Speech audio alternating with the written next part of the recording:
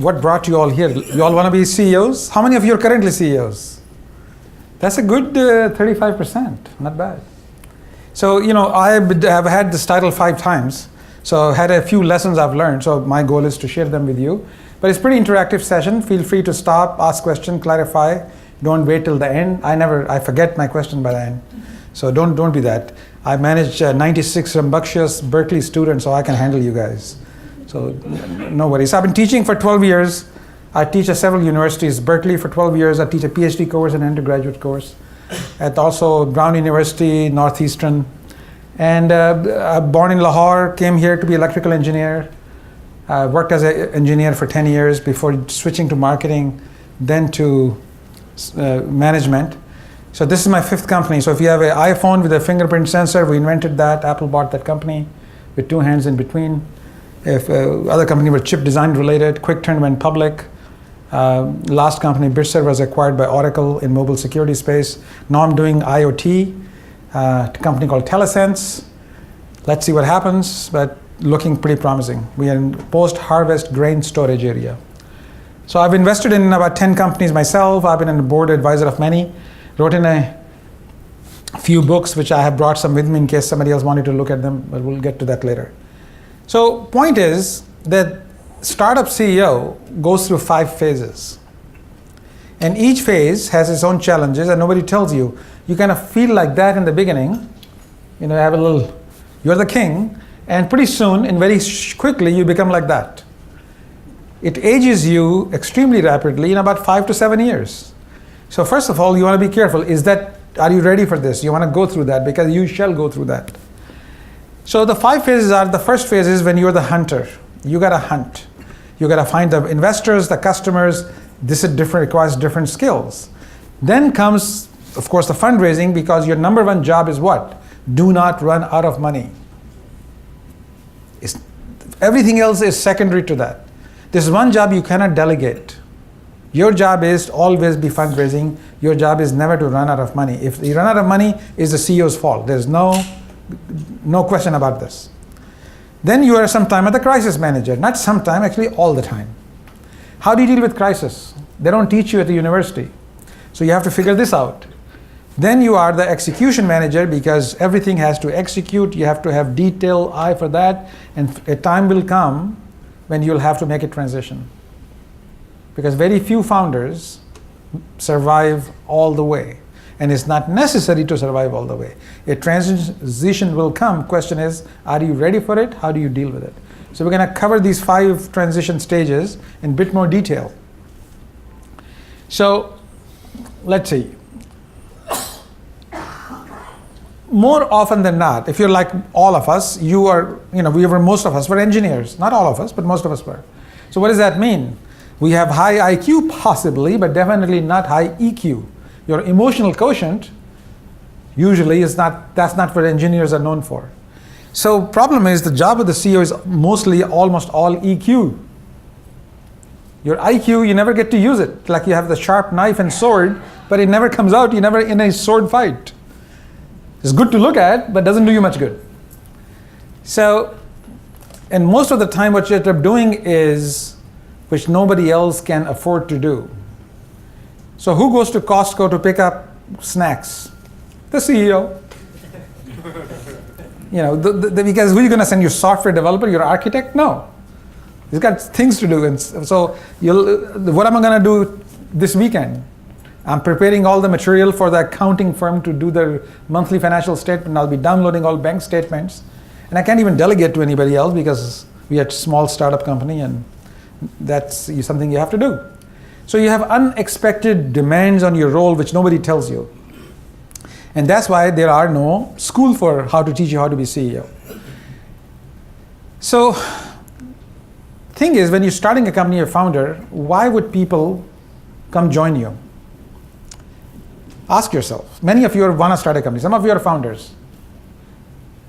You think the A players just come to you because why? You're so good looking?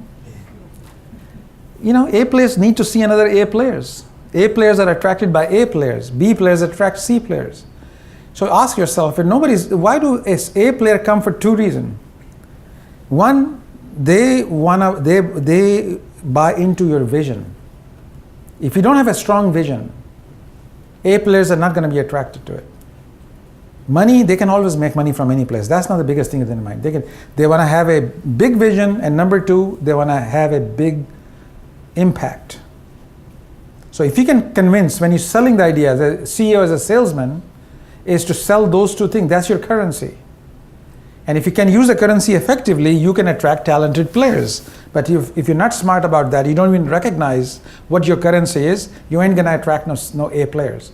And there are many problems you can solve in a company. There are two problems you cannot solve. Two problems which you cannot solve. One of them is if you start with a bunch of B players because you were desperate, you wanted to get them, A players will not come. They'll come into the company and say, okay, so I got to work with these bozos? I don't think so. So you will then attract what? More C players. And pretty soon you have to fire everybody, which is very hard to do. I've made that mistake more than once. And it's a terrible mistake. You almost have to shut down the company. There's no getting out of this thing. So you really have to make sure the first 2 or 3 players are A players. How can you tell they're A players? You can tell. I mean, there was a time, if most of you are married, you know. When that time will come, your heart will tell you. So A players, you can tell very quickly. So I want to make sure the first 3 people are A players which you hire, because that's going to set the tone. What's the second mistake money cannot solve? It's unlikely you will know the answer as a different call, but let me give you the answer. And if somebody wants to dig into it, I shall. Not filing Form 83B. You almost have to shut down the company. There's no way to get around it. So if enough people interested, we can get into 83B. It's off topic, but write it down, Google it, ask me. All right, this is a true problem money cannot solve. So you really have to think about this. So you have to be the magnet. You have to one who has that vision. Now, how does vision come? High school students have a lot of vision, but kind of bogus because it's hallucinated. The real vision comes from having a deep customer insights. That's why, what is the average age of an entrepreneur in US? It's not 21, sorry? 37, yeah. Yeah, you guys are too smart. The reason is most people think it's like 21, 22, 23. No, those are anomalies. You have to work in the industry 5, 10, 15 years to really begin to see, I think this could be done better than that. And then you start some idea, and then what happens? So deep customer insights are absolutely necessary for you to be able to attract the talent. Then, now that we're talking about the founder being the C in the fundraising mode. So how do you get started with fundraising? Most people, especially Silicon Valley, their thing is, I have a great idea. Let me see which VCs do I know. Come on, you're not VC ready. You haven't done the homework. You're going to get one shot. You're going to blow it. VCs are stage 3. Stage 1 is for you to attract friends and family money, so you can even see, will the box beep? Anything will move? That's what you have to prove yourself. So that's not where you're ready. You have to start doing your homework, because so your 3 stages of VCs, stage 1 is friends and family, then you get to angel investors, till you can do some MVP, then you go to VCs. You don't go to VC just because you thought of a great idea, unless you're already famous. Once you have taken a company and had a successful exit, sure, you can directly approach VCs and they'll bet you, they'll back you. But if you haven't done the previously big exit, then you have to start from the stage 1. The most important thing to start any company is to identify an unmet need. And why is it unmet? It's not technically possible, it's not legal, it just can't be done at the price point people want to buy. You need to understand that. Just because you thought of it doesn't make it a good idea. You have to validate, is it an unmet need? Why is it unmet? Who would need me? If you cannot answer the 2 questions, what problem am I solving and who has this problem, you're not investor ready. So you have to be able to articulate, what problem am I solving? Who has this problem? So just to give you an example, my current company, Telesense, once you harvest the grain and you store it, it never improves in quality. It goes downhill in quality. Sometimes you have to store it because market is down. You can't sell it. Well, do you know what the quality will be 2 weeks out, 2 months out, 2 years out? If you knew, perhaps you can make some intelligent decision when to sell it, when to store it. We make that possible. And we sell to grain storage companies. So I just told you what we do. I didn't explain what technology we're using, how we're doing it, but you want to be able to answer the question, what problem are you solving and who has this problem, in something which sounds like this. Otherwise, you're not investor ready. And it takes effort to polish this paragraph, this picture. It's not easy to do. You have to talk to lots of experts in the field. I mean, I'm making a list going through LinkedIn, all the professors who have published papers on grain. I have an intern working the list. I'm calling and meeting with the professor. Just yesterday or 2 days ago, I was in Denver. Why? Just to have breakfast with one guy who was giving a paper, just to get my IQ up. So this is the kind of running around you have to do so you can connect with the investor with a meaningful pitch. Next question you have to figure out is, when do you set up a legal entity? So you had an idea, you're all excited. Should you go talk to a lawyer and set it up? Well, answer is, not necessarily. Make sure the bird is going to fly. So this is done by this market research I'm talking about. But you should set up a legal entity, which is a Delaware C corporation. I know many of you, if I take a poll right now, I know 65% of you will want to do what? Set up what? An LLC.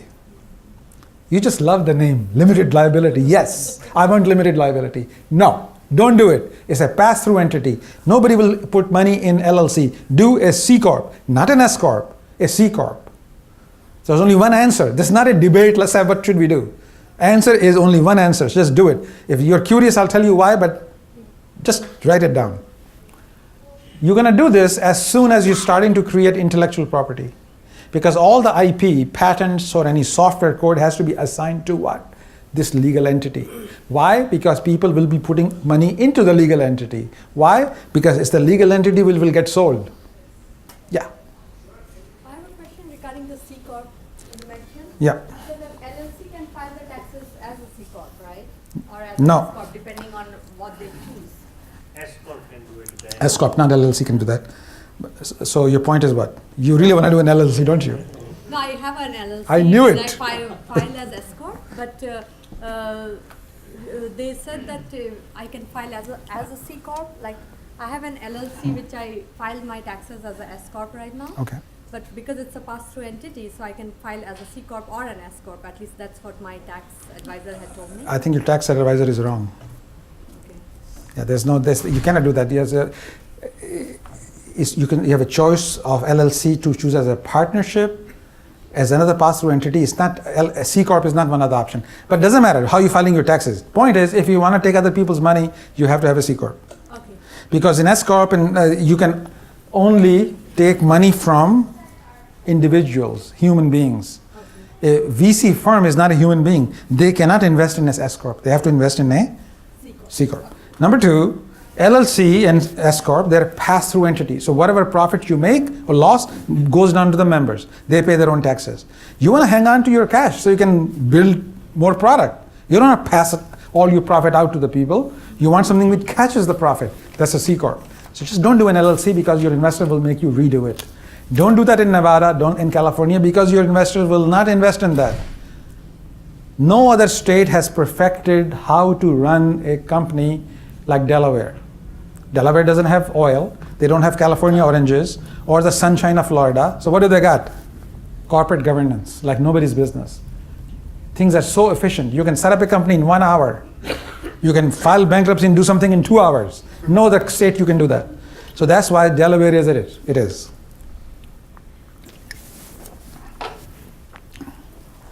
So, what you should do, you need to, if a smart founder, you need to set up agreement between you and the company. Because if you don't, your VCs, when they come in, they'll make you do it. And when they make you do it, then they'll write it themselves, which is not going to be pretty. So what does this agreement say? This is a 4 to 8 page document which spells out what happens to you, your stock, when you get fired. What happens to when a company gets acquire you, then what happens to your unvested stock, or what happens to you. So all those things, if you can already agree and make them reasonable, then VCs will not going to make you redo it. They say, well, it's there, it's not what we would have written, but okay, it's reasonable, so fine. So you need to set up founders agreement, which will spell out equity, it will spell out what happens to you in various conditions. Other thing to very important to know is when you're starting a company, do a clean break from your previous company. It's possible that Cisco is not going to come after you because they got bigger fish to fry, but Oracle will, Intel shall. Each company have their own culture. So you want to have as clean a break as possible. Do not take their laptop. Do not bring in other notebooks. Do not even take anything which could be company property, because this is how the problems start. I've seen people which had a company issued servers or something, videotape themselves going to the root, doing a delete star dot star, and videotaping themselves doing that and says clean. I've deleted it. Proof. Just to make sure there's no confusion that something was left. So you got to do it clean, because all these things not done right is going to come back to bite you later. And as a CEO, you need to articulate this. This should be part of your orientation to new employees. You want to make it part of your company culture. So this is how you do it. Naeem, signs Yeah. the founder's contract, because the founder is the founder. So your Who question signs is? the, So this is side the founder. yeah, What is the other yeah. side in the contract? the company. The company. Yeah. itself? See, this is a hard thing to wrap our hands around. I'm the company. I started this company. It's me. No, that's India. US. This is you. This is the company. You have your name. Company has its own name. You have a social security number. Company have a tax ID number. You can die. Company doesn't have to die. Company can die. You don't have to die. You are not the company. But who signs the company? The company officers, which could be you, but as a company officer. Could be the board of director, could be the secretary of the company, but whoever it is, you have to separate between you and the company. So you have an agreement with the company. If I get fired, company pays me 3 months salary, and half my stocks will be vested immediately, unless it is for a cause. You want to define what is a cause? Harassment. But harassment is hard to prove. There's nobody else in the company. Especially when there's nobody else in the company. So harassment will not be, will be an ideal scenario, because, and these days, as a senator, you can get fired just for being accused. So you want to have some legal definition. What will be a good cause for getting fired? Acquisition, getting fired? Yeah. Conflicts? Founder conflicts. Founder conflict with a company or whom? Or founder conflicts. No, that's not a reason to get fired. Founder complex. Even for VC get installing another When you take a finding, So fine. So there are two things: getting replaced without cause and with cause. So VC can replace you if you're not doing the right thing. That's without cause. fraud, Or did you do something wrong, which is the cause? Okay. or your acceleration. So you may want to have, what I'm saying is that you want to have a legal definition for the cause. Cause could be a convicted of a felony. That has a legal definition. The whole bodies of law, what is a felony? Not accused of a felony, but convicted of a felony. So if you write it down that you could be fired for cause, then all your stock will not get vested and you get no benefit, and cause is defined as blah, felony. Of course, I always add except traffic related. It was at night, यार काला था, काली रात को नजर नहीं आया, क्या मुझे क्या पता? Yeah, but today's templates which clerkies and Gusto provide, Yeah. they're almost the same, right? All these companies provide. Not necessarily. Single or dual acceleration. Single and double acceleration with this, we can get into that. I want to make sure that everybody is with me. But my point is, you want to understand the definition of cause. Because you're much more high probability you'll be hurt by that than anything else. So you want to, if you can make, some people, first time founders may define cause as negligence. Yeah, negligence की बड़ी बात है. Everybody can do be negligent. How do you prove negligence? So you want to change that to what? Gross negligence. Gross negligence has a legal definition. Of course, if I was me, I'll change that to,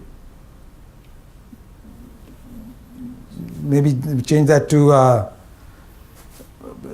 willful gross negligence. That gross negligence, मुझे क्या पता था, वो तो हो गया. But knowingly you did it, that okay, that's fine, that's cause.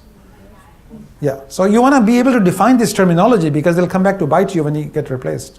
When a founder is bootstrapping and putting his own money, Yeah. should he loan it or should he buy common stock out of the money? Okay, the question was, suppose a founder is bootstrapping and putting money into the company, should he handle that cash injection? How? He can say, I'm purchasing the common stock in the company. He can do that as a loan, which may need to be paid back. Answer is, it depends how you investors will look at it. No investor wants to see fresh money walk out the door. So if you make it a loan, let's say you put in $100,000 worth of, whatever. So now the new investor put in $100,000 walking out, nobody likes that. They will say, we're willing to put, we like you, but you gotta write this off. Otherwise, we're not putting in.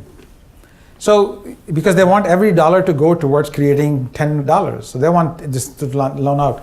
So the thing is, when you start a company, you're gonna expect it to put some sweat equity. So this company, which I started now, TeleSense, I started at 4 years ago. And my salary in the company is $10,000 a year. I'm the lowest paid employee till I raise VC money. So this is so I can say, rest should be a loan which should be paid back. No, it's not going to work. So this is my sweat equity. I have the ownership, I have common stock, and in exchange I'm putting this, and this looks good when you go to the investors, that you've been putting with your own thing. You could do a loan, but a small loan you can get away with it. It can be giant loan. And second point was, yes, you're getting a common stock issued. So when I started the company, I put $100,000 in. I bought stocks for that. So that was how I purchased my shares. Yes, sir. You could put that in as a convertible to preferred or No. So the question was, should the founders put this money as a convertible note? Answer is no. Because you're expected to, when you start the company, you put some money in, company issues you common stocks. You're purchasing your common shares. So you expect to put some contribution. Now some could be intellectual property, some could be a small check you will write which will sustain the company in the initial days. Or friends and family will putting in something. So they get common stock. Convertible note is angel investors put in. Someday that will convert into preferred shares which VC buy. Those preferred shares come with all kinds of special privileges.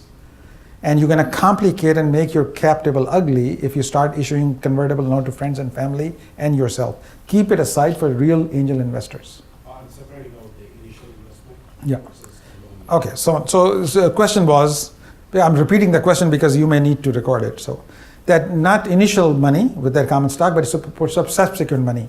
And answer is yes. So in my own company, I put $100,000 to start the company. That was my sweat equity. But few months later, I put another $500,000 as an investor. And I got convertible note and I got shares for that, preferred shares for that. But those are, I'm not putting $10,000. Just $500,000 is like a real investor would put in. So it has the right color to it. All right. Any questions on this topics? Yeah.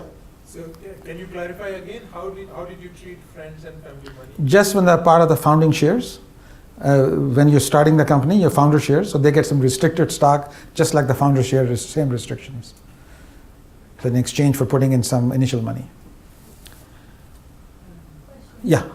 So then the founder shares, like restricted stock, also have a vesting cycle. So what happens to that for the friends and family? Friends and family shares issued do not have a vesting cycle because they're usually supposed to be pretty small and nobody cares. So you're giving your uncle 100,000, not getting him 100,000 shares, you're giving him 5,000 shares, 10,000 shares. So they're treated vested from day one in exchange for whatever contribution they made. Yeah. But you could make them subject to some vesting or some other complication. But vesting only applies when you're working at a place. So this is not like vesting. This vesting doesn't apply to friends and family. It's initial contribution. So the question is that restricted stock, Yeah. when you start a company, has a vesting schedule built to it because you're using that for your initial employees. So how would you use that for your friends and family investors? That's what I just said. Vesting doesn't imply. There's no vesting for friends and family. Because they're small blocks of shares, so it doesn't matter. Vesting only applies to people who are performing a service over a long period of time, like employee or a consultant. Yeah. Can you catch? So if you put all the money, like even though you have founders and they have the stake, and so that money, can they have to pay me back, or they have to put it to the company, or? Yeah, typically that money is put to the company. That's your contribution. You're putting some time and a little bit of money. So you're talking about what kind of money? 5, 10, 20,000? No, it's like suppose like. If you're putting $1 million in. Right. So suppose you put like a million. Yeah. And Then the rest of the people has to contribute according to their equity. yeah. And They're not contributing. What do you mean? According to their equity. Means like so they own 50%. Like say they own a company of 50% or something. And then if I put a 50% as 1 million, they have to put their the remaining same amount of money to show that it's.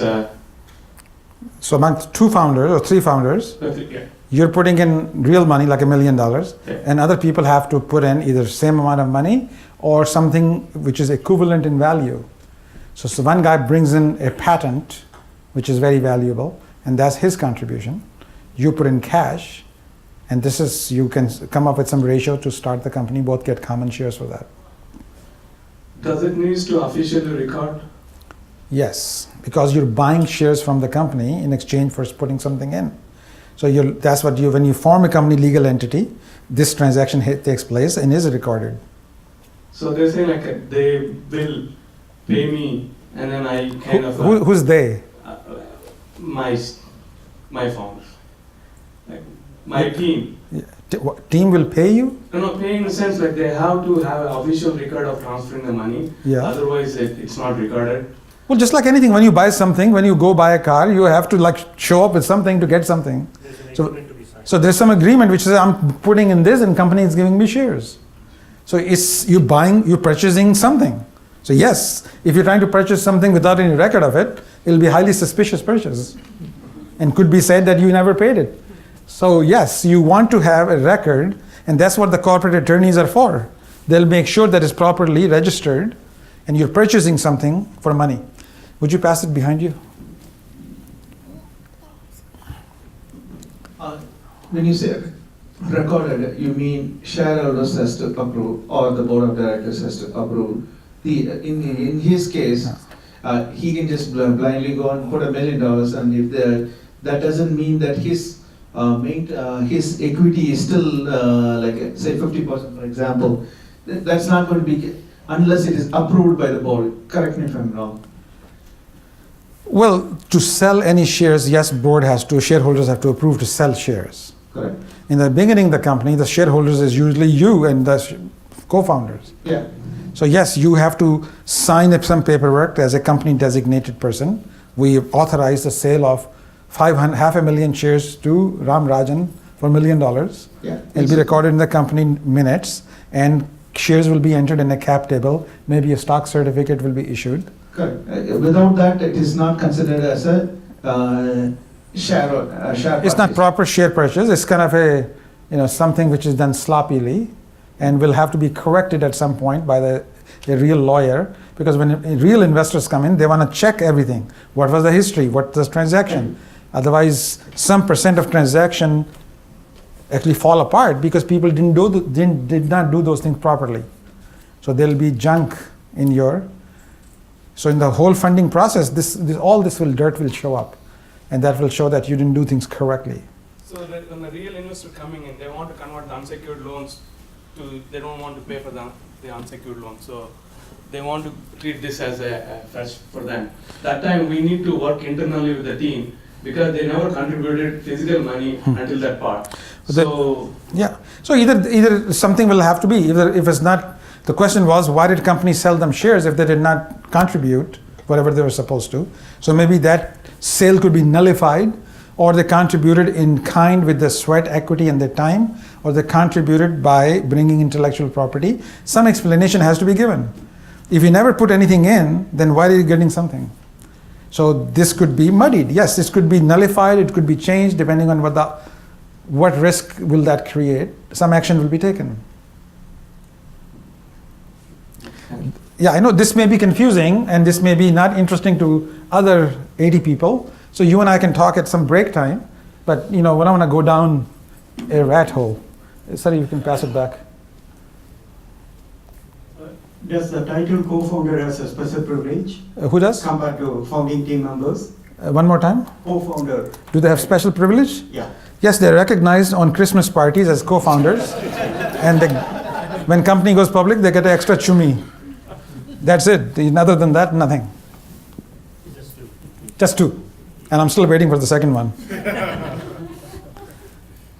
So, point is that you want to bring, before you approach investor, you want to get to a box that beeps. Some proof that this thing is going to fly.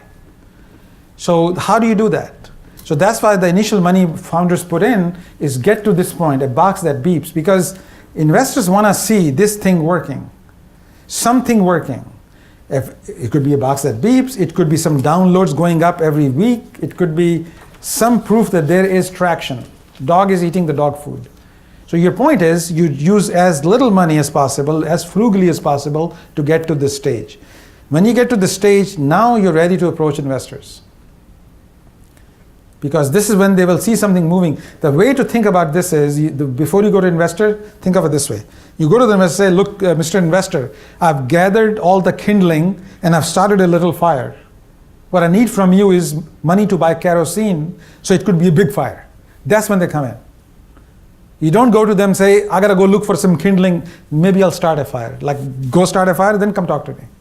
So that's how you wanna think about that. So, let's say, supposedly, you went through all these phases and you actually formed the company and you are the CEO. It puts you in a very strange situation. Suddenly, people expect you to have all the answers. They ask you, so when are we going, when are we launching the product? Well, you have no idea any more than anybody else, but you're supposed to know. You're expected to give an answer, a cogent and a confident answer. Because how you will answer will set the tone in the company. How the CEO behaves defines the culture of the company. My definition of culture is how things get done when there is no written rule for it. And your own mood, you will be surprised, because when you were a junior marketing manager, kabhi ghar mein ladai ho gayi, there's something now, you came here, you're looking bad, you're just sitting in a cubicle, no big deal.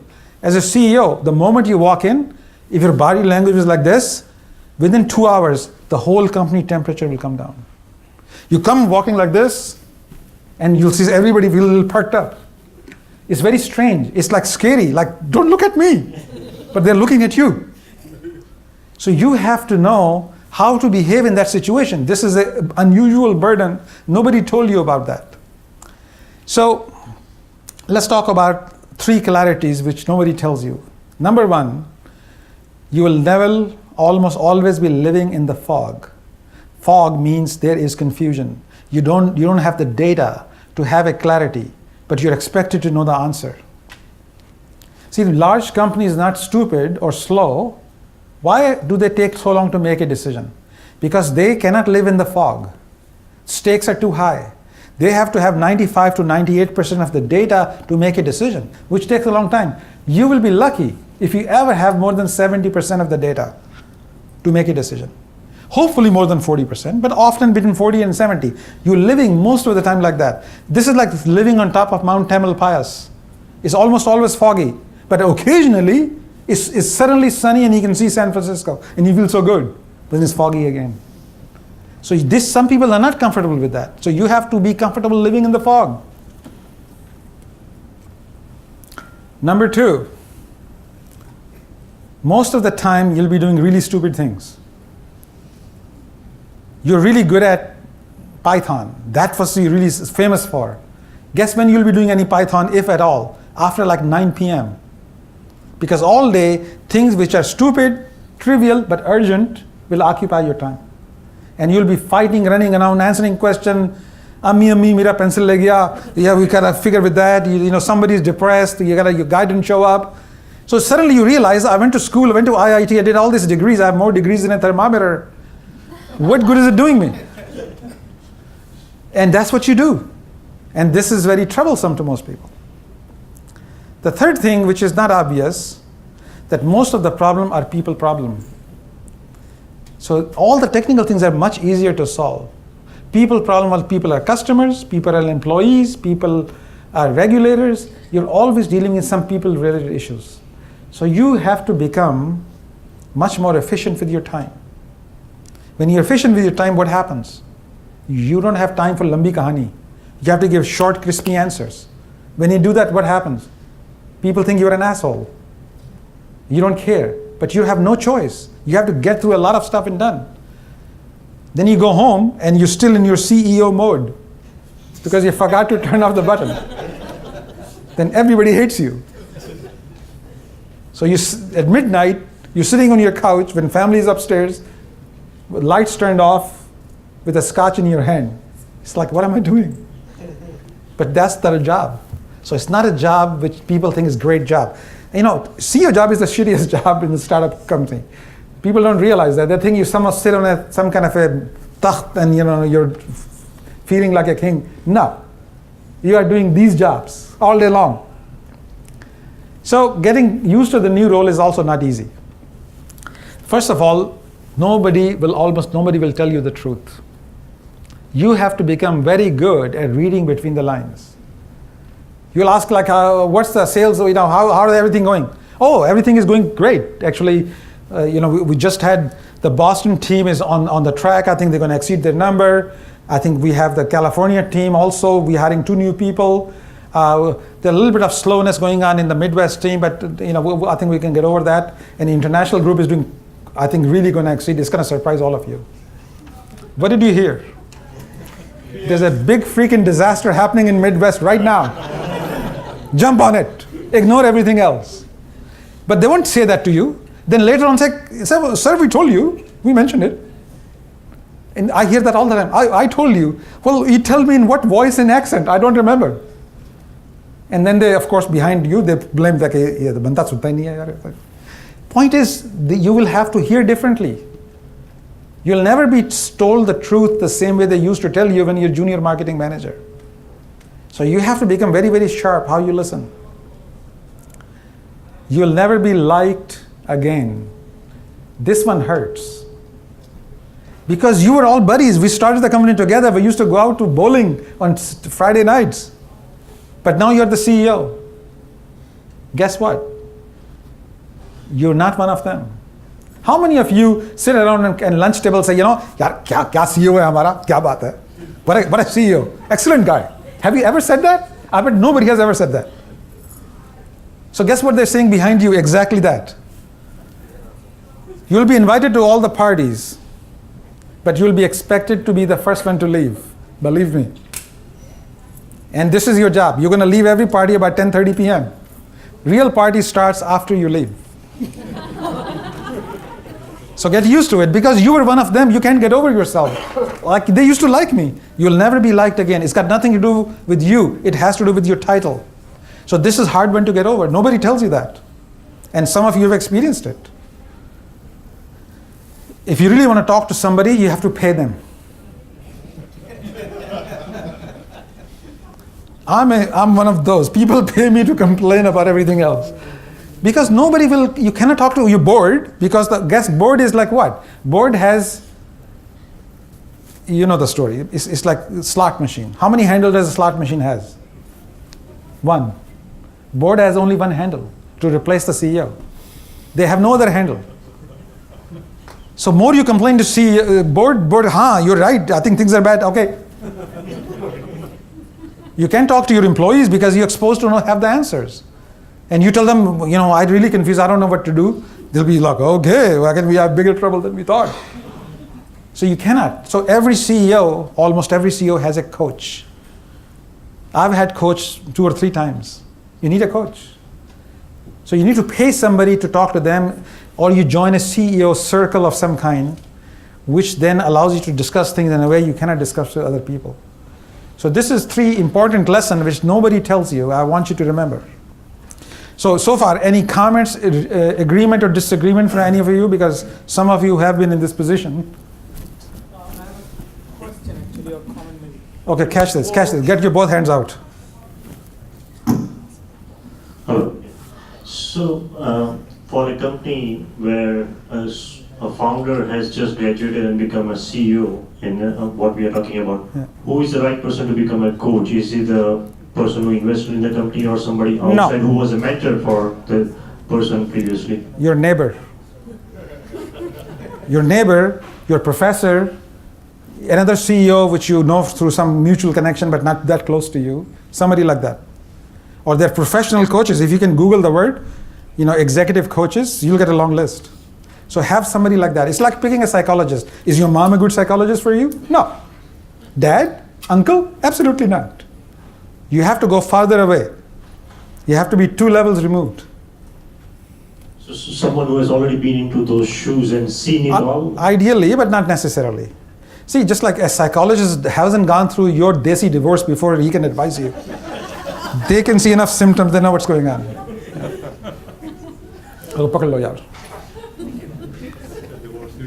The divorce is on my mind today, I don't know why. Yeah.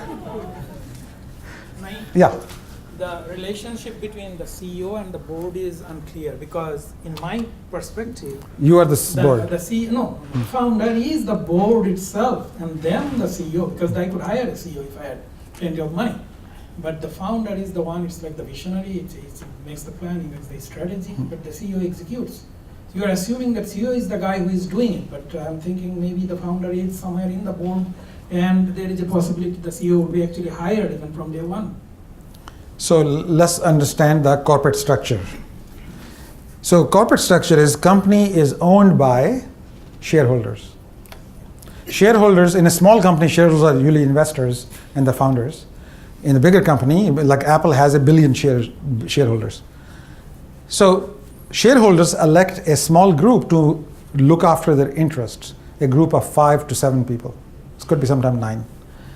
Those people's job is 2 jobs. Hire a CEO to execute the strategy and articulate what shareholders want you to do.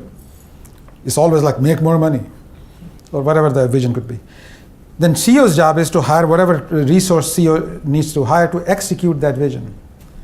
As a founder, you can have any one of these roles. Founder is orthogonal to this structure. As a founder, you could be a shareholder. If you're a big enough shareholder, you could be on the board. If you're on the board, you can hire a CEO, you could be the CEO, but separate the corporate structure, shareholder, board of directors, CEO, executive team, from ownership. So the way you ask the question, I think that there's a lack of clarity, because as a founder, you could be any one of those 3 things and all 3 things. In my particular case, I'm a shareholder, I'm also on the board, I'm a founder, and I have elected myself to be the CEO. Someday, I'll hire a different CEO, I'll still be a shareholder, I may still be on the board or may not be on the board. So this clarity. So your question, short answer is, it depends on what the corporate structure was and depends what your role was. Yeah. In a bigger setting, in a bigger corporate setting, let's say things like Apple or Google or something, if you have too many people, is it not a conflict of interest? You can be a board of director as well as a CEO and like in your role, shareholder as well as the CEO as well as the board of directors.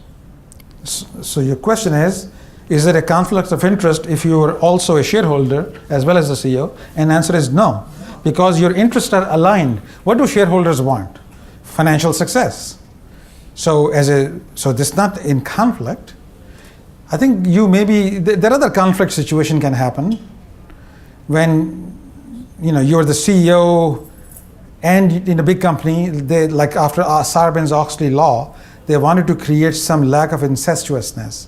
So there was a rule which you cannot be chairman of the board and the CEO. You have to separate those 2 things. So chairman and the board can keep CEO honest. And then in some bigger company like Intel, CEO is externally facing, dealing with customers, investors, and sales, and president is internally facing, dealing with operations. So, but those happen in very large companies, not in startup. Startup, you all have the same role. Yeah. Actually, thanks. You already touched on one of the points I was going to raise, which is the power dynamics between CEO, board, and the chairman of the board. Yeah. Yeah. Okay. Yes. So during the good days, everything will go perfectly fine. Yeah. And when you are not seeing success, so at that time, as a CEO, do you want to show what you want to, like, do you give excuses, or do you start looking at pivots and move forward? What do you think? You know the answer. No. You know the answer, but my question is, at where, where do you draw the line? Like, for example, 90% of the companies. There's no line to be drawn here. So the thing is, if you have integrity, you want to operate with integrity. Because you have a responsibility as a CEO to satisfy shareholders. They have put faith into you. So you're going to look for a solution. You're going to be brutally honest. You're going to deal with reality. If you're going to try to hide behind other facts, then you're going to lose the interest of your shareholders and no good will come out of it. No, the question is basically, do you, at what, in a typical 2-year cycle, right, as in any startup, 99% die. Yeah. So at that time, do you want to invest further in the sunk cost fallacy, or do you want to pivot, or do you want to shut it down? Like, where do you draw the line? That's what my question was. Yeah, so I think the question is, the way to answer the question is, I divide my life into clicks. How many years is my productive life? My answer is from age, let's say 22 to 72 is a reasonable assumption. That's 50 years. That's 100 clicks. Each click is 6 months. So I ask myself how many clicks I'm going to give to this idea before I know it's not going to fly. You don't have time to waste. You don't want to waste 2 clicks. So in 6 months, you give it all, you put all your effort into it, it's not working. You ask yourself, why is it not working? Should I pivot? So yes, you're absolutely going to pivot to, this current company, TeleSense, we're going to do IoT. But what IoT? First 6 months, we focused on home IoT. Then we realized it's going to be a big boys game. Amazon, Apple, we don't have a sprayer. Forget that. We go to B2B. We looked at buildings, energy management. 6 months, we found out there are too many competition. A lot of people are doing it, very hard to make money. Pivot. Went to seafood because there was a new law coming in, says seafood. It was a good idea. We got some customer, had a product, but too much cheap Chinese product coming into it. Forget that. Commercial cooking. Tried that for 6 months. Can be done, but average deal size is too small, $3,000 to $5,000. You have to have, so it's not, cannot make money. You need big deal size, 100,000 or more. Then pivoted to grain. Found 2 big customers. Found some traction. Deal size is 100K or to $500,000. Okay. So second click is invested into this thing. And now we're raising venture money and VCs are liking the story.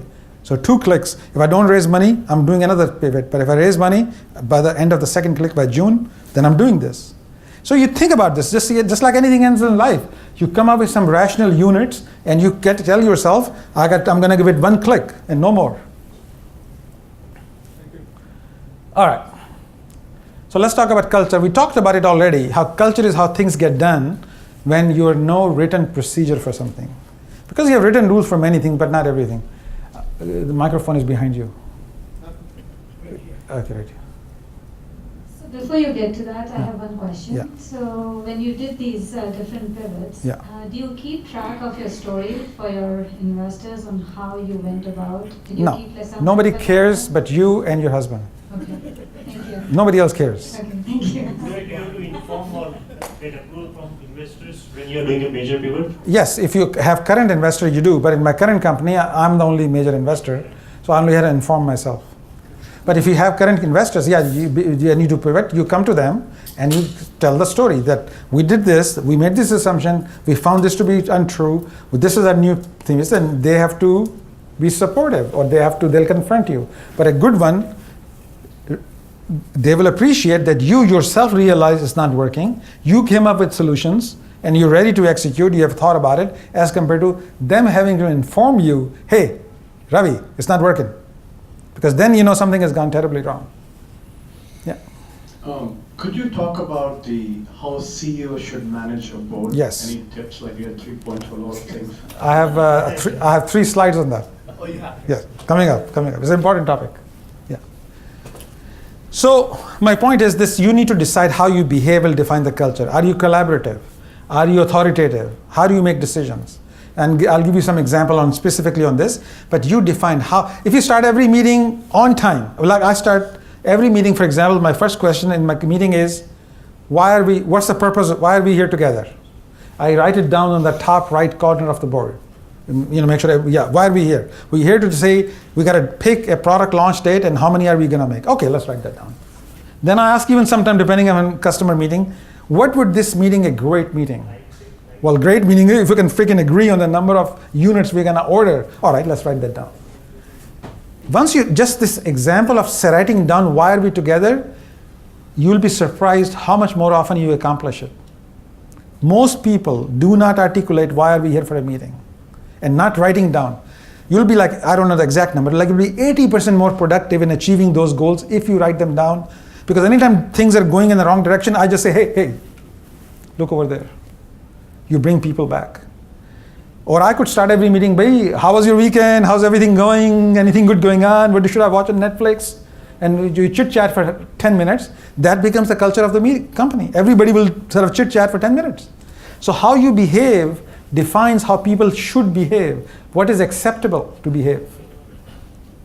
This precisely stems from how CEO behaves. Not what CEO says, but how he or she behaves. So this is the point that you're casting a much larger shadow than you realize. See, when I was junior marketing manager, I could be like jumping on the table and say, no, we're not going to do this. And people, sun liya, theek hai, kar lenge. Now you just mentioned, I don't think that's a good idea. By 2 p.m., this is the big news in the company. Everybody says, I think it's a bad idea. We're not going to do it. I heard him say that. So you don't realize how, I used to repeat things like 2-3 times. Then my board member said, no, we heard you the first time you said it. This is not, it doesn't dawn on us because when we were bache, we used to jump up and down, somebody will pay attention to us. When you become CEO, your shadow becomes unusually large. You have to be careful how strongly you agree or disagree. It's going to be magnified 10x. So that's why when you see your CEO using very careful language, that we think based on the economic metrics, companies likely do better than we expected. That's like this is like great things are about to happen. Just go start looking for Teslas now. So this is they do tamper the word because they know it's going to be magnified. And when I first became CEO, it took me about a year to really realize this. Because I used to get as excited when I was a marketing manager and it will be totally amplified. Then, I mentioned before that this is one job you cannot delegate. Fundraising is your job, is your main job. That's your only job. If you do nothing else, do this. You cannot delegate this. And sometimes people forget that. And it takes about 60 to 70% of your energy, which is very unfortunate. Then we talked about this already, that you have to ask yourself all the time, are these the best 7 people in the world sitting around the table? Because most of the time, the answer would be no. Then the question is, what are you going to do about that? And that's a very painful realization. Because it takes so much energy and effort to find new replacement and so destructive. Remember, people don't like you. Now they really, really are not going to like you. But that's your job. That's what you signed up to do. So you have to do that. That's why do most CEOs become crusty and ugly? That's why. They used to be good people. Look at me. That will happen to you. Go ahead. Name, you look good. So my question is, if you look at companies that go public, their ratio of funding raised to their revenue and all that is actually 5, 6, or nowadays companies are raising a lot of money and then they're going public, or maybe even not going public given that. So my question is, when you are a small company and looking to raise funds, what are VCs realistically expecting in terms of the return? So, like I said, this question is one of the questions which sounds better than it is. They're looking for, are you getting traction? Are various metrics you're monitoring are going up to the right? If things are going up to the right, money-making return will solve itself. That's not the problem. Your problem is to find a problem people are willing to open their wallet to solve. That's your only job. So get there. When you cross that stage, then will be how can you scale it? If you can solve this problem, money is not your problem, exit is not your problem. They're looking, before they invest in you, that's what they want to make sure that, is there a possibility this will be scalable? This can really grow to be something big. So don't think about exit, don't think about what they were going to get. Do you think if we need to go for a bigger raise of funding? One more time? Do you think if we need to go for a bigger raise of funding? Yeah. Do you need to have the A-team players in the, because it's very hard to get A-team players in the valley, right? Because Uber and all these guys pay like big money and all of that. But it is very challenging, especially with our skin color. Yeah. I'm being very sorry about to say this. To attract a class team for the for the US market, it's very tough. So it is tough, but depending on what currency are you using. You may be using the wrong currency. Okay. If you're using dollar as your only currency, yes, you're correct. But dollar is not your currency. You have two currencies, your vision. Okay. Able to show a player that, look, you can be making $300,000 in Google and you're one of 60,000. Here you're one of 11. Look what it means to you. That's what sells them. But very few people will take a chance to become the A-player team. They will only come in, unless they need to be very confident in order to, be part of the people who say that, B players say that. Okay. Because they're not able to attract the A player and they blame who? The currency, the lack of money. Do you think if Elon Musk wanted to say, come work with me for a year, I'm not going to even pay you, what are you going to say? Many people, maybe not you personally, many people say, sure, I'll do that. They'll find some other way to make the money. But he has already proven it. Well, that's the thing. So either you prove it or you have met, or many people in the room will have met people. When they open their mouth, they know there's something going on here. These people have some great vision and they are A players and I want to work with them. So my point is, do more self-examination when this is the case. Either you personally are not coming across as an A player, or your vision is weak and is not able to sell, or not executable, too big a vision maybe. That's where the problem usually lies. It's easy for us to say we don't have the big money, or we are brown. I never found that to be the issue. But all of you will come to your own reality on this topic. It's a personal, it's a difficult topic. Can I comment to that? Yeah. So I think first is Look for Chris Kapadia behind you. I think first is, sorry for your comment, but definition of A is different for me, for Naim. Yeah. For me, the simplest answer for A is, I have a certain X amount of work to be done, and certain, whether he can do, if I provide him the right clarity, right things, if I'm providing the right environment, will he be able to deliver? If he's able to deliver, that is good enough. You don't need to have a person from a Uber to do that for you. From a Uber, he may be looking just purely money. Yeah. So what you need to look is whether he's potential to be an A player. He doesn't need to be an A player today. Whether you can groom him. So if you cannot groom him, then first you need to groom yourself. Find yourself how you can get groomed by taking the necessary things to become an A player. Yeah, so you're right. I mean, there's not a single stamp A player.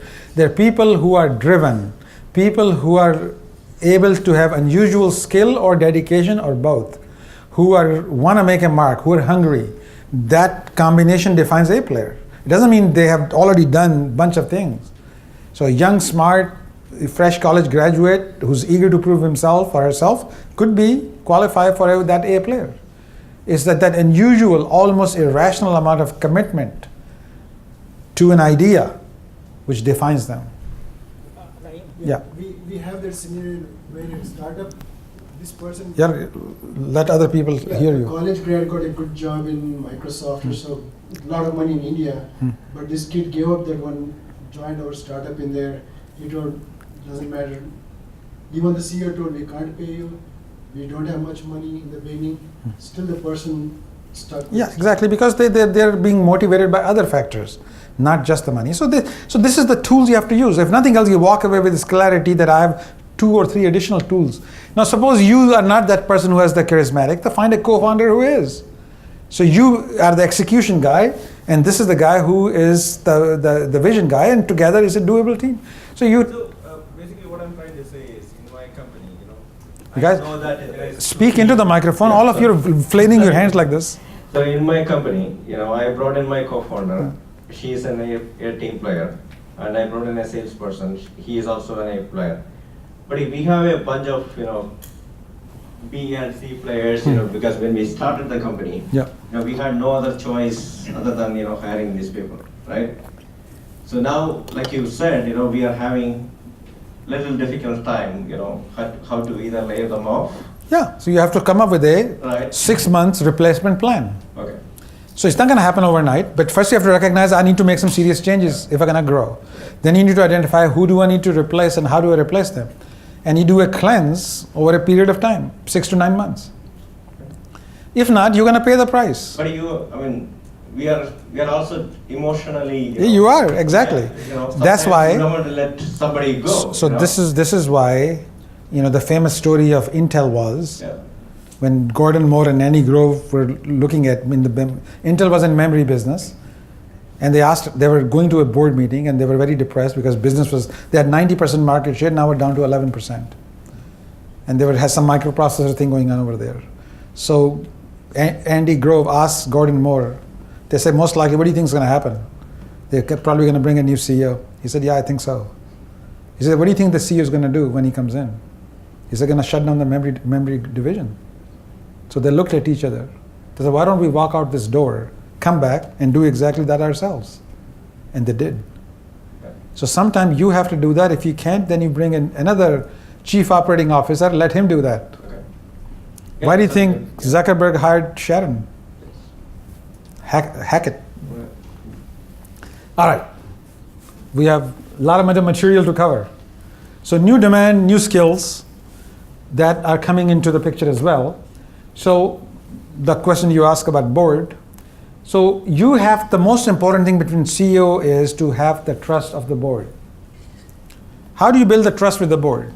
The trust comes from doing what you say you're going to do and communicating. Now, you never want to communicate bad news by email. That's the worst thing you can do. I insist that you meet with different board members once in between board meetings, just informally, over lunch. Because a lot of things just come up informally which will not be proper, and that builds trust. You can break the bad news. You can always go for advice, quote unquote. So, good news you can communicate with email. That's perfectly reasonable, and email is an excellent medium for communicating good news.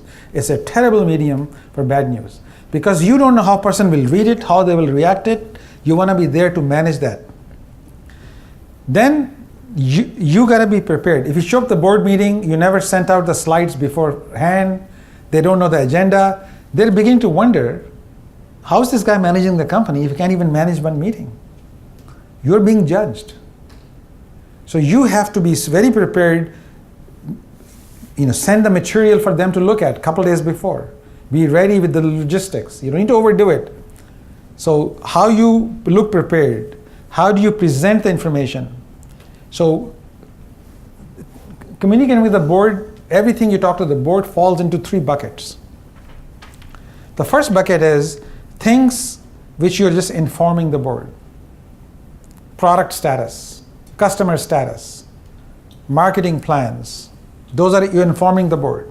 The second bucket are things when you want to present information to the board so you can get their advice, so you can make the right decision. What's an example of that? Hiring a vice president, doing a joint development agreement with a company, some kind of a arrangement. Those things you want to inform the board, seek their input so you can make the decision. The third bucket are things when you want to present the data to the board so the board can make a decision. What will be an example of that? Raising money, merger and acquisition, IPO. So there are three distinct buckets. Guess what? About only 5% of the time bucket 3 is used. About 20% of the time is bucket 2. 75% is bucket 1. What do inexperienced first-time CEO do? They put everything in bucket 3. They want to be so proactive. Okay, so this is all the data. I'm planning to do the marketing plan, a Google ad campaign. Also, we're going to be in trade show. Do you guys like it? Approved? Yeah. So you start doing that, they're pretty much there. Why do I need this guy if I'm making all the decision? Because who's on the board? They're normally ex-CEOs. Do ex-CEOs have opinion on everything? Absolutely. Do they want to run and drive the car? Absolutely. If given the chance, they'll take over the steering wheel. So suddenly they're pretty much seeing, what do I need this guy for? So you have to be very careful to realize bucket 1, 2, and 3. And the way you speak about it, the way you control the meeting tells them that you're in control, you're going to make a decision, but you want to get this input. We just had a board meeting yesterday in a company which I'm an investor, and it was a disaster. The CEO, every time we asked him a question, he looked like a deer in the headlight, could not understand the question, he was like freaked out all the time. Then one of the board members, actually TJ Roger is on the board, he had to say it twice. The answer to my question is an integer. Because the last question, so how many grams can we make per day using this machine? He'll say, well, the first time I did the experiment, it was back in Boston, we were much more productive. But since we have shifted all, I say, what? Answer to my question is an integer. 11, 25? Don't tell me this is a long story. So right there, you have to be on the ball. Answer the question, then explain. Frame the question. So this is the common mistake when people don't know how to handle the board and they really lose the respect of the board, and pretty soon board is doing what? Using the handle. Then they blame what? Everybody but themselves. So very important to understand how to deal with the board. So the priorities are, you have to separate what's important versus what's urgent. Because urgent things may not be important. And if you're not careful, you'll be jumping on your email, handling all the crises, and it'll be 11 p.m. and you didn't get to the important stuff yet. So I, for example, only open my email twice a day. I still use Outlook. I'm going to check it first thing in the morning or when I get to the office for about an hour. And then I'll check it maybe after lunch. Actually, these days I'm also checking before I leave the office, 3 times. But in between, I said in my signature of email that I'm only checking emails at 11 p.m. and 5 p.m. If something urgent, call me on my cell phone. Because I'm not going to react. Otherwise, you're a slave to your email all day long. You're reacting, especially in the morning. It can ruin your day. Everything you plan, you can't get to. So don't even open it. World is still rotating. If they really need you, they'll call you. And if you do that, after a month, they'll get used to you. Then they will be much more careful about, if they really need to reach you, they'll just call you. I suggest, at least if you're a CEO, 1 day a month, you need to go out for a hike, alone, without your headphones. You really need to separate and say, am I doing the right thing? Nobody's going to do it for you. You have to do this. You have to get away and really ask yourself, what's going on? Because you'll be so caught up, everything is driven by your calendar that you have no time to ask this question. And if you don't ask this question, guess who's going to ask this question? Your board. And how many handles they got? 1. So you really need to disconnect and ask yourself, ship is going in the right direction? Am I really doing the right way? Do I have the right people sitting around the table? And you have to disconnect to be able to do this. Leave your cell phone locked in the car and go for a long hike. Other thing to do is, where is the emotional ownership? You have to transfer the emotional ownership to some team member. If you are the emotional owner of everything, then people will do whatever it is to make you happy. What is emotional ownership? How do you transfer it? It's hard to do. You may know exactly what to do, but you can only do one or two things well. So you have to say, all right, you own this project launch. I'm giving you all the responsibility and whatever you need, and then let you drive that thing. As long as you achieve that goal within the time thing, you should be congratulated. But if I'm stepping and saying, ऐसे नहीं करते इसको, let's make it yellow. I think this will really look good. Then sometimes say, just tell me what to do. I'm not putting any more energy into it because you emotionally own it. You're giving me the title, but you're making all the decisions, so what's joy for me? So this is very important for a CEO to realize that you have to transfer the emotional ownership to the team members so they can feel it is their baby. Because when it's your own baby, you act very differently than it's the neighbor's baby. Your neighbor's baby or somebody else's baby, all your job is don't break it. But your own baby, you have very different approach to it. So that's what you have to do. Emotional ownership has to be transferred. Only thing you own emotionally is having the vision of the company and raise money and manage your board. Other things should be delegated and owned by other executives, people in the company. Now, doesn't mean you don't know what's going on. People get confused between management and micromanagement. What's the difference? Micromanagement, when you tell people how to do it. Management is when you tell people what to do. Telling people what to do and asking them how are they going to do it, good people want to tell you their approach. You can ask them clarifying question. Have you thought about this? Have you considered that aspect? But they will be happy to tell you. So you cannot abdicate the responsibility of management. That is your job.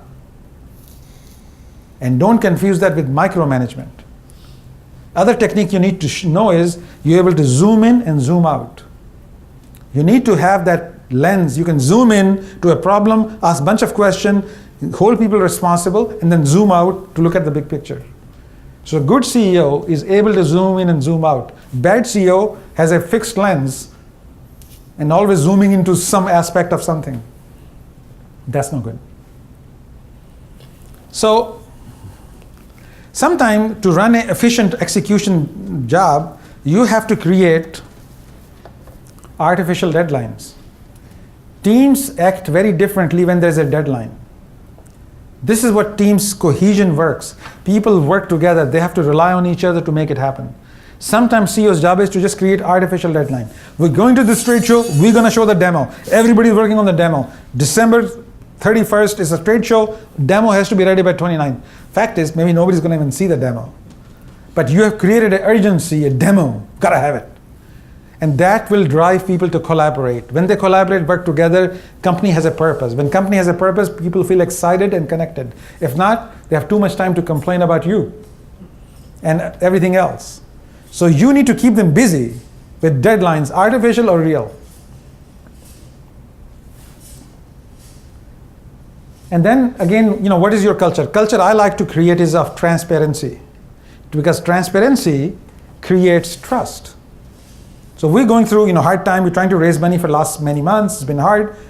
So when I'm talking to investors or customers, I'll let people join me. I put it on the speakerphone. Listen it. More they know what's going on, how is it happening, more they are trust. More you are behind the closed, locked door, more mistrust happens. Look at yourself, when all of you, when your big boss was in the room, locked room with 2-3 people, what were you thinking? Company's doing great, look at that. My CEO is working hard. You never said that. Like, what the hell are they doing? What do they do all day? What are they talking about? So you want to avoid that by talking in front of them. Because there's a very few things which are really, really have to be secret. Like less than 1%. So to the point you find it reasonable, be open. So other skills which you need to learn is clarity of mind. If you are using too many words to express your thoughts, guess what? You don't have clarity of mind. Because when you have clarity of mind, you don't need a lot of words. You're not seeing me using too many unnecessary words, are you? I don't need to. So think about that yourself. Do I have clarity of mind? Do I have to reiterate my question 3 times? Other skills you have to learn is networking, because you're always networking. Some of you find it difficult to network. What am I going to say to the guy? I don't know. But you have to learn the skill, because there are things, 4 or 5 sentences you can memorize which get the conversation started. What do you say when you meet people? Of course, in London you may say, how is the weather? Is the weather, you like the weather? Hot enough for you? Something stupid like that. In California, what do you say? You don't talk about the weather, it's always good, so no reason to talk about it. You talk about, what are you working on? So you don't have to have a tricky question. What you're working on, most people will start talking about themselves. And guess what people like to talk about? Themselves. So you don't have to be tricky. Yeah? What are you working on? Or, where did you go to college? Or what was your professional journey? People love to talk about that. So you don't have to have some great conversationalist. You have to be memorize 3 or 4 questions and be a good listener. That's not hard. Good listener is what? You make some eye contact, pay attention, don't be distracted, don't check your phone. That's it. So you don't have to be great conversationalist. You want to make people comfortable, because that's how you're going to find what? Employees. That's how you're going to find investors. There you're going to find other partners. So you have to have that skill. If you don't have that skill, you're going to have trouble. You really have to be really, really good in other things then. Communication. It's all about communication.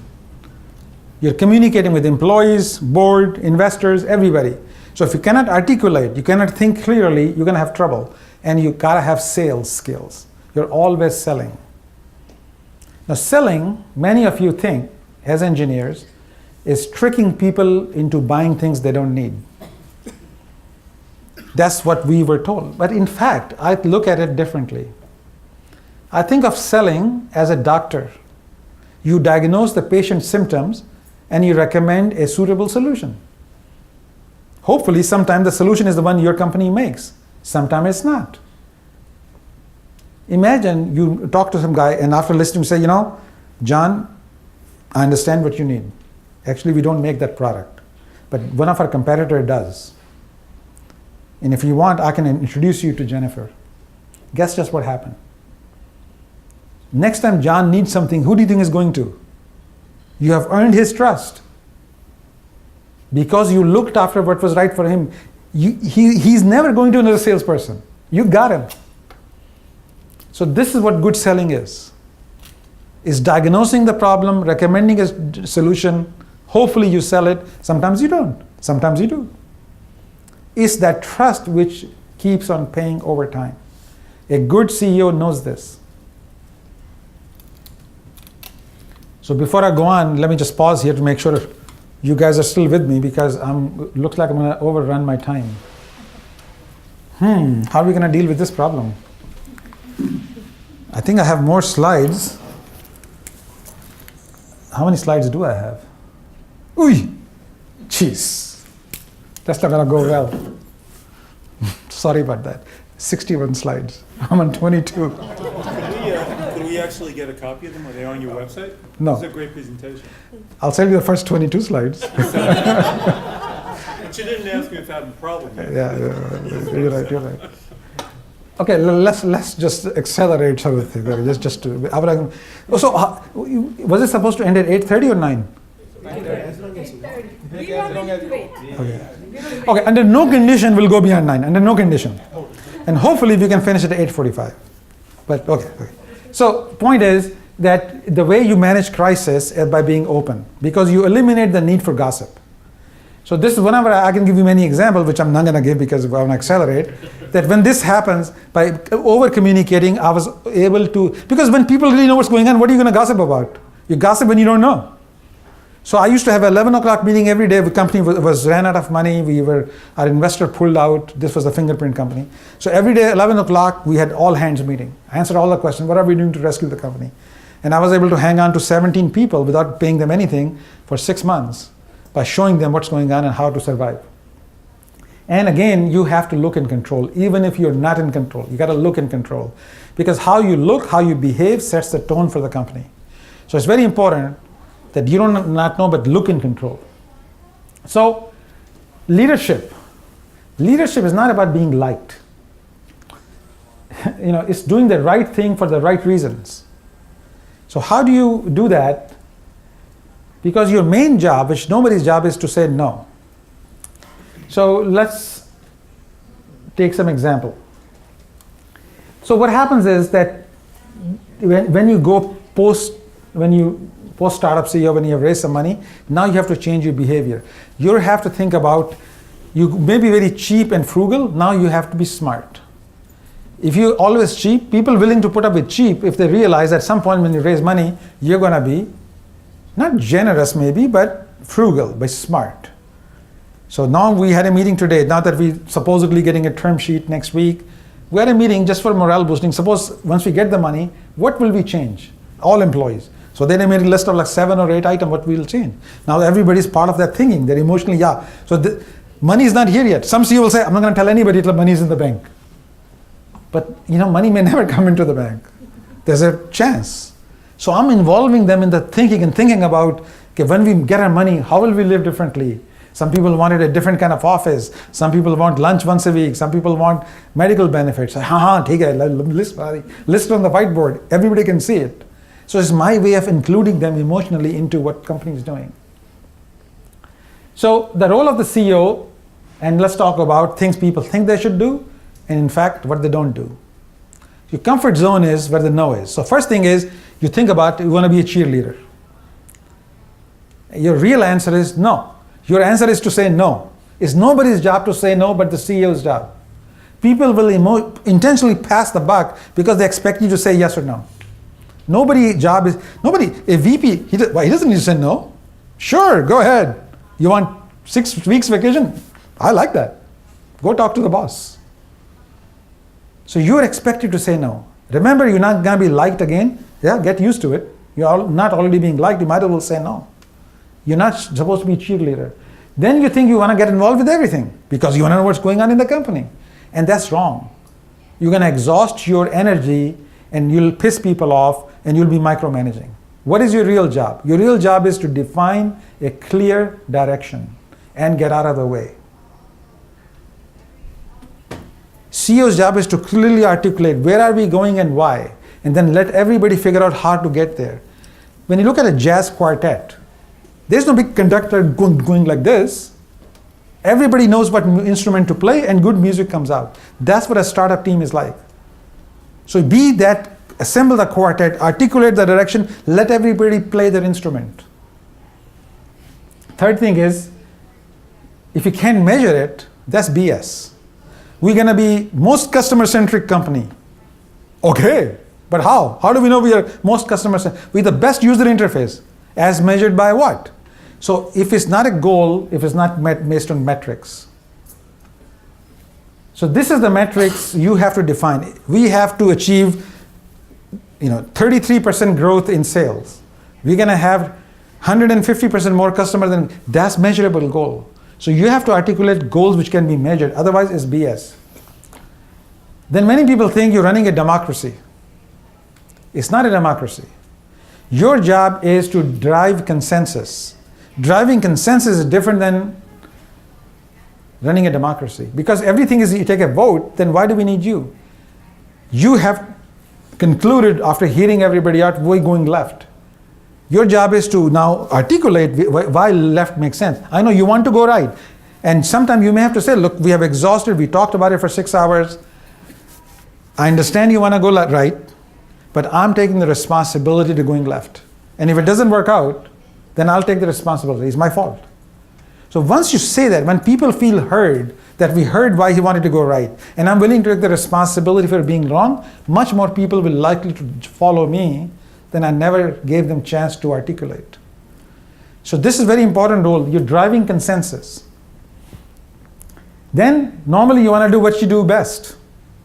You were a great chemist, so you want to get involved with chemistry. You were an engineer or software developer. You want to be all over the software development. That's not your job anymore. Your job is make the decision that only a CEO can make.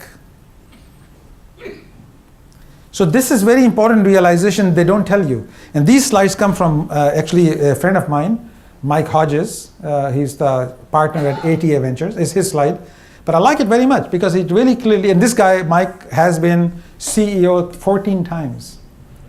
Because whenever VC has a company in trouble, they ask Mike to come fix it. So, but this is a good slide because it really articulate what's necessary. So the last point is you want to try hard and you want to rationalize failure. The fact is that's exactly what we're not supposed to do. Your job is to be brutally honest.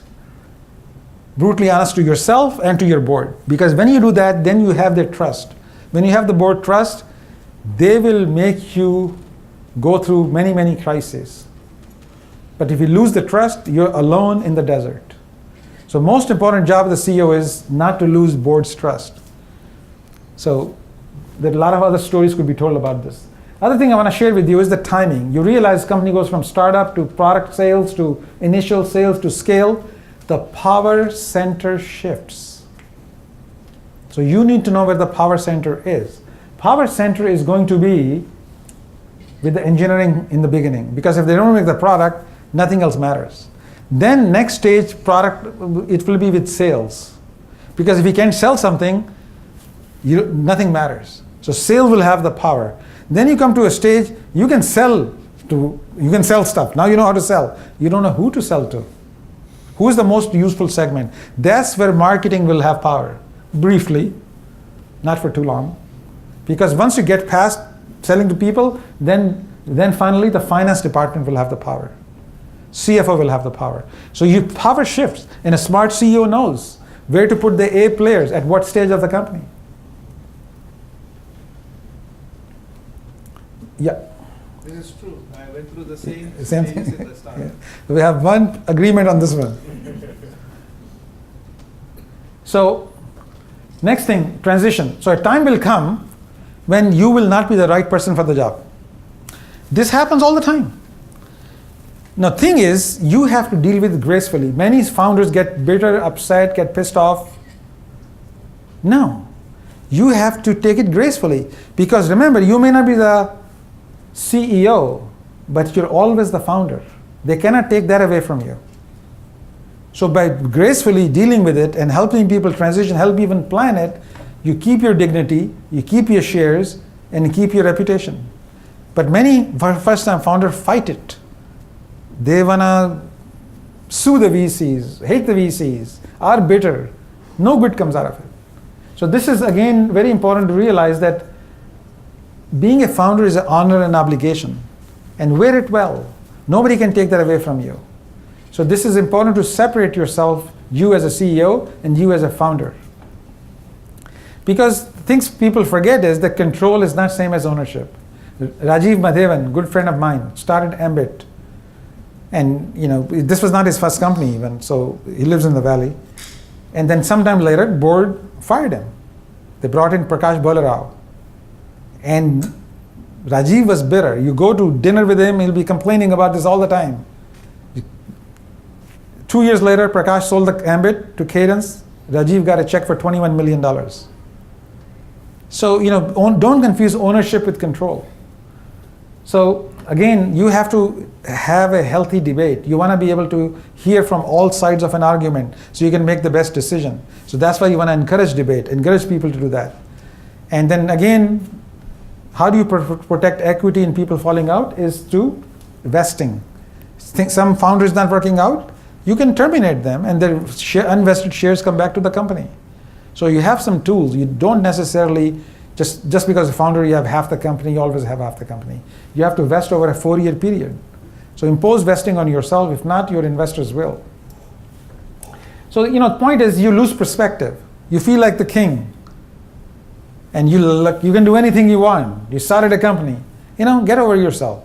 You're wearing a Burger King hat. You're not a real king. It's a Burger King hat. It'll fall apart. So that perspective is important not to lose because many people do lose it. So that's the bulk of our presentation. This is my personal story, so I'm not going to bore you with this. But this basically is the gist of our presentation. Let me just look at it one more time here, if there's any important slides which should have been shown and have not been shown.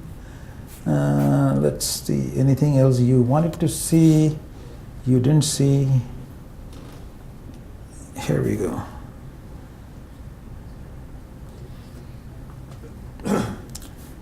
No, I think rest is just, my own personal story here, which is interesting to me, but not to anybody else. Here we go. I'll just show you one picture here, so in a second. Let's talk about my current company. Let me just show you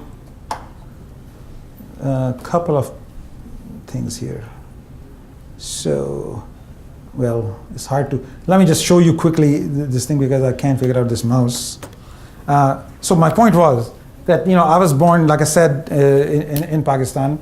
So again, came to this country with $300 in my pocket, went to Brown University with a full scholarship. So then, I did not even have, we came from back home, I didn't have a takiya or a chadar, slept on the mattress. I thought university will provide that. University doesn't provide anything but a mattress. So it was a tough days. That's what I looked like back then when I was in college. But idea was to come to this thing and learn how to learn. So we were clueless kids. So my first company, worked at Honeywell, was a chip designer, worked on this, got my master's, went to Minnesota, and was there for 4 years, started our first company. Four of us, 4 engineers, started XCAD. Didn't know anything about starting a company, made a whole bunch of mistakes. 3 years later, company folded, we came to Silicon Valley. So I joined this 10-person company at that time, QuickTurn, and I was there for 11 years. In 11 years, we designed the world's first emulation system. So this box looks like a washing machine, can become any chip you're designing. A cable comes out, you plug it in, see, will the chip work if I make it?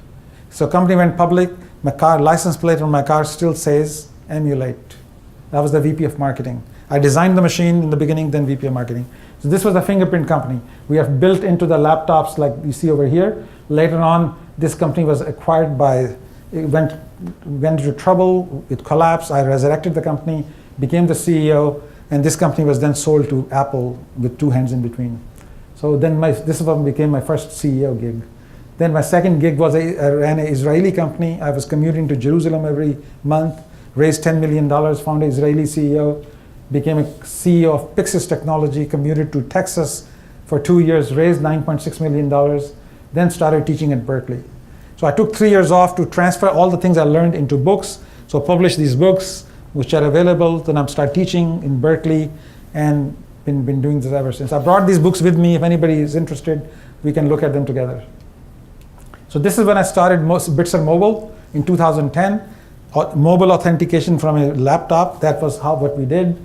And 3 years later, we just built the company very quickly, went up to 40 people. We had 22 people in Bangalore, 18 people here. Company was acquired by Oracle.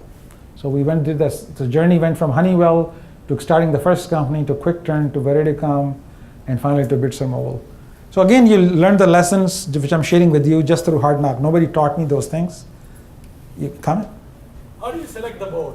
How do you select the board? So board selects you in a sense that by raising money. So usually the founder is one board member representing common stock. Then you have your CEO, which could be another co-founder, could be second. And then investors impose other board members on you. So a typical board after Series A will be 5 people, 2 representing investor, 2 representing the founding, and 5th person chosen by either mutually or by investors or some famous person. So yeah, now I'm doing this Telesense. This is a company which is going after the grain silo business. And we are building this technology as grain is grown, transported, stored, shipped, solving all these problems using this kind of sensors in the grain silos, collecting the data on the cloud and doing analytics and prediction. So this is my new company. We're building this kind of a novel technology. Like ball, you can throw a bunch of these balls in the grain. They have sensors built into them. They wake up every 2 hours, send the data, and then you can look at the future and what the data will do. So all these things, basically, my parting thoughts to you guys is that if you want to succeed in life, be interesting. Have something to say. I read a lot of books. I publish in December, January, all the books I read every year. So if you go out of my LinkedIn, you can see them. But you have to absorb knowledge, so you have something to say, a perspective to have. I know it takes a lot of energy to be interesting. The least you could do is be interested. Being interested takes nothing more than asking a smart question and listening. So if you're learning, you're interested, you'll be relevant. Aim high. You're going to achieve a fraction of your goals. If you aim too low, what's the point? You could have stayed back home and accomplished that. Why come all the way here? So again, entrepreneurship is great because why? You get to select who you want to work with. You get to select the problem you want to work with. So this gives you freedom because the way you think, you can throw me in Gobi Desert. I'm not worried. Within 3 months, I'll be selling something to the locals. I don't know what it is, but I'm confident I'll figure it out. So this kind of confidence gives you the freedom because they can kill you. Many times people in the 30s and 40s live in anxiety. That what if I get fired? What if something happens? As an entrepreneur, like, yeah, whatever. So again, if you're passionate, you're doing something you already want to do, it's not work. That's what you want to do. So money chases you. You don't need to chase money. I spend too much time chasing money, realize that's futile. But this applies to also men and women. But that's a different conversation. So my summary is that there's a transition. It's not easy. And the most important asset you will accumulate are people and friendships. I couldn't have done my current company if I had not done the previous 6. Because not just the lesson I learned, but the people I met, the mistakes I made have prepared me to do this one. So that's why I say, how many of your startups failed? I don't understand the question. None of them. I wouldn't be here without them. Now, if you ask my wife, she said only 2 of them because it succeeded. But according to me, they all succeeded. What's your definition of success? So the point is, at the end of the thing, company is not the end game. You are the end game. Enrich yourself and have a fulfilling life. Rest will chase you. Doesn't matter. Here's a free book for you. Just download. Go there. Download. It's free. Normally it's $10. So you got something out of this. Yes, sir. Chris, where's our microphone? So you're free to go. We're done, but I'll answer any questions. Yes. Inspiring. Thank you. I want to go back to there was a lot of questions about pivoting and things like that. And about 6 months ago, I was at a conference about entrepreneurship as well, and Todd Park, who was the former White House CEO, and himself. So express your thoughts in the form of a question. Right. I'm getting to the question. Sorry. Okay. And he said one of the point, he said was never, ever quit, right? If you're an entrepreneur. My question to you is, when do you know? Pivoting is one thing. When do you know when you need to quit? So this answer is correct if you understand what the definition of quit is. The way I hear this answer is, don't quit life. Don't quit searching. It doesn't mean don't quit the idea you're working on. Feel free to quit it as soon as you realize it's taking too long, it's not going to get there. So don't quit applies to something else, not the idea, not the company. If you want a more concrete answer, if 3 people not related to you by blood tell you that this is not working, you probably should quit. But 3 people, not your uncle, not your wife, not connected to you, when they tell you. If not, use the 6-month click method. How many clicks are you willing to devote? It's perfectly reasonable to quit, but you're not quitting the pursuit of an entrepreneurship and pursuit of the dream. Yeah. Here's the microphone. You have the question. So one who has the microphone wins. The first, I just walked in when you were just talking about nobody tells you this. The slide. Believe me, just before this, it's my 10 months kind of stuff into startup. All the way I was thinking why it is happening to me. I mean, like, why the hell this guy doesn't understand what I'm telling to just implement this, right? So, I mean, most of the times it is actually what you call the problem which we think it is from our side or something else, why it is me. But I know now I should be actually going with it. Exactly. Another way. Thanks. Well, good. The clarity alone could be priceless. Yeah. So question is about board formation. Yeah. Should you get independent director before investors? You could, and if you haven't already, Chris, to your right. Yes, but not too many, maybe one. If there's one independent director, they probably will keep him as independent director. But if you have too many, then they'll replace them. So you could be one independent, but make sure the guy is either famous or relevant.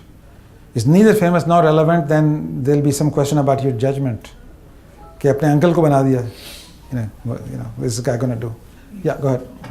This is a little bit of a personal question. If you take that slide off, your background image, I don't know how many know this, but you got the picture of one of the greatest climbers out of Sacramento, Alex Honnold doing El Capitan.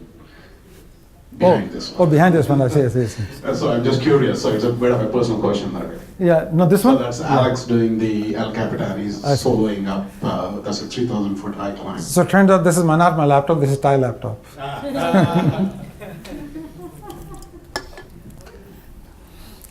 But that's good to know. And this young lady has a question. Yeah. Well, go ahead. Okay, my question is slightly different. I'm not a business entrepreneur, I'm a social entrepreneur, and I'm in the disaster management field to save the human lives altruistically. So my question is, I'm trying to create a new, whole system of organization. Generally, people, they try to get board members who are famous or name and all those things. And then through them they try to attract other people. What I've been resisting that until now. What I want to get people who are really passionate, or who can really contribute. And we don't want to have people for the namesake, So what's your question? So my question is whether it will work or not, because when I started keeping open the membership people want to pay, I become member. It didn't work. So I have no money, not got until now. But the organization, we want to make an impact, social impact, and scale up. Yeah. Is there a question here somewhere? Yes, question is whether do I need to have big names associated with my organizations to get the traction, or is the work which I am doing that will lead to the organization getting... So short answer is big names. Because otherwise, whatever you work, nobody will even notice. So be relevant, be noticed, the big names are important. So don't dismiss them, even if they don't contribute. You get Mother Teresa and Angelina Jolie on your board, suddenly you'll be looked at a very different light. So I know this is not the answer you were expecting, but that's the answer I want to give you. Yeah. So I have a question regarding my startup. So I have a few people who are my advisors right now. One of them is an angel investor, and one of them is an ex-VP from someone I work with. Whatever, doesn't matter who they are. So my question is, do I consider them as a board of directors or I don't? And my second question is, there are some angel investors who want to invest like 50,000 or 100,000. No. And someone told me, no, don't take Answer is no. Okay. No. So wait a minute. Let me hear the question. I thought should they be on the board of directors? Answer is no. No, not the board of directors. My question is, shall I take the small funding or shall I just wait for the big funding? No, take the small funding. How many is the maximum VCs consider when they give the big funding? There's no such thing. Even if you have 20 angel investors, each giving 10,000, 20,000, that's okay. It'll be desirable to have fewer big ones, like 100K, 200K. Yeah, 100K. But you don't get to choice. When money comes through the door, you take it because you never know. You may not even hit the milestone that track the 100K checks. So I would not be afraid to take the small checks. Okay, someone told me that if there are too many small people, then VCs won't give you the big money. No, that's stupid. They don't want to have too many small names, so many shareholders, but that's, if you have a compelling value proposition and traction, all this is small, this is not the important stuff. Okay. VCs want to invest because they want to make a big scalable company. So if the vision and execution is there, this is a small problem. Okay, so it's not even a problem. Yeah, take it, absolutely. If you're telling me 2K, 3K, then I'll have a different answer. No, but anything over 10K, 20K, yes, that's good stuff. Okay, thank you. My mother used to say, "आती हुई लक्ष्मी को कभी ठोकना नहीं चाहिए, ठुकराना नहीं चाहिए." I have a follow-up question for you. So, when you meet people, how do you know whether this person will contribute or not? What is your personal method to determine whether this? It's a hard thing because it's very hard to tell who really will. So the question, I think she gets the last question here.